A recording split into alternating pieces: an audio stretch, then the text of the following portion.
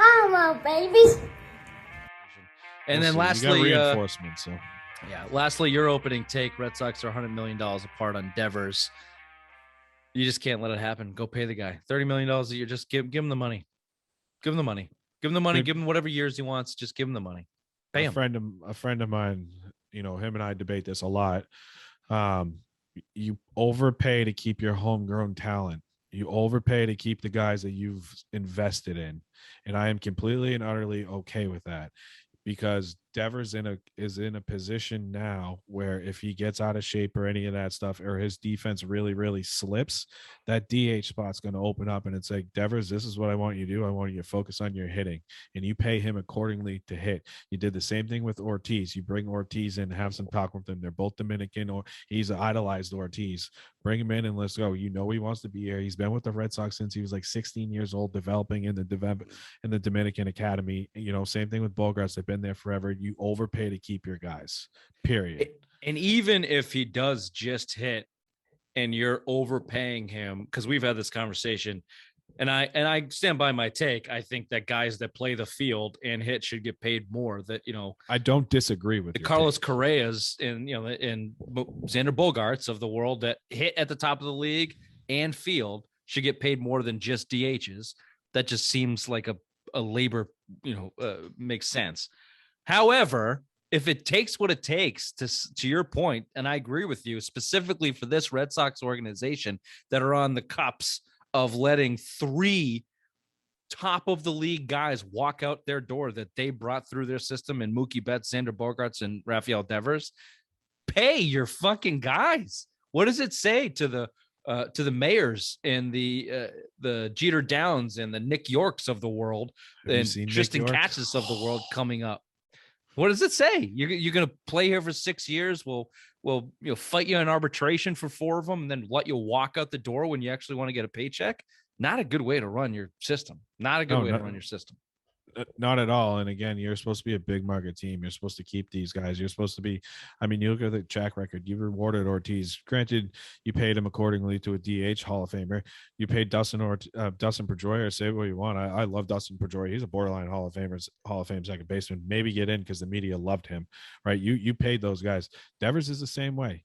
Devers and Bogaerts are the same way. I think you and I differ a little bit on the Bogaerts thing. I'm 50-50 on paying him Carrera money, because I think Carrera is in a different class. I like Carrera better, especially as a Gold Glover, Silver Glover, whatever you want to call him now. Just so we're clear on why I think they should pay Bogaerts, it's because of what I just said. Yeah, no, I don't disagree. Because of the homegrown aspect, not necessarily the skill. I agree with you. I think there are some better shortstops in the league, but they haven't done it in Boston for half of their lives. Right. And they're not the face of the team. They don't want to be here. Like, he's just done everything right. Pay the fucking guy. Pick one. If you had to pick one, because I'm going to pick one to overpay, and you only get one, Devers or Bogaerts. This might surprise you, but I'm going to go Bogaerts, only because I'm a little bit worried about Devers' health. Bogaerts is a guy that does not miss time. And Devers is a guy that I can see developing a chronic injury, quote unquote, if he's not happy moving forward or whatever. He gets the big paycheck, and then all of a sudden he comes into camp with a couple extra 25 pounds on him.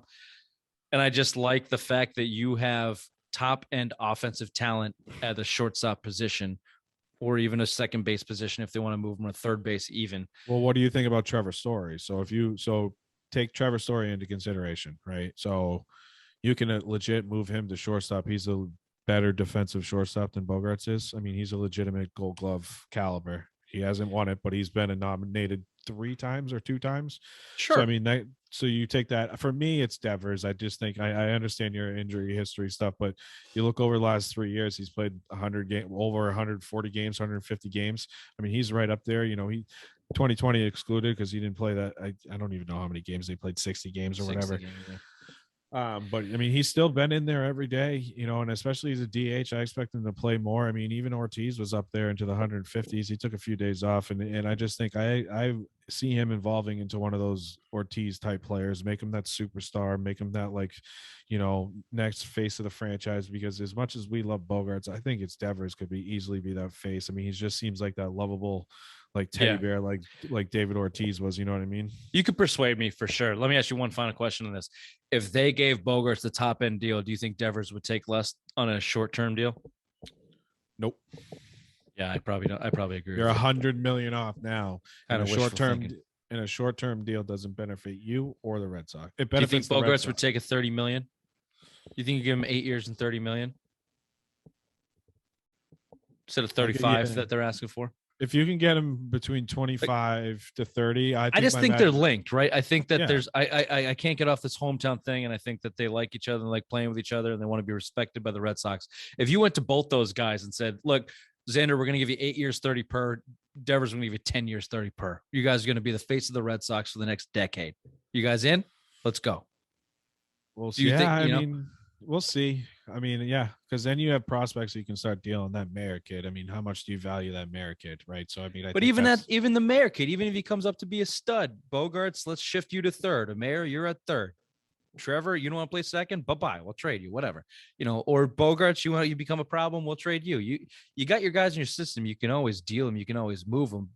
Devers, by all, like you said, all intent, he's going to the DH spot. I mean, come on. He's improved, but he's still pretty much a butcher at third base. Yeah. So, you're going to have an open infield spot, and you got enough of them coming up, and you need pitching. So, yeah. And you're the Red Sox. We haven't mentioned that. You're the Red Sox.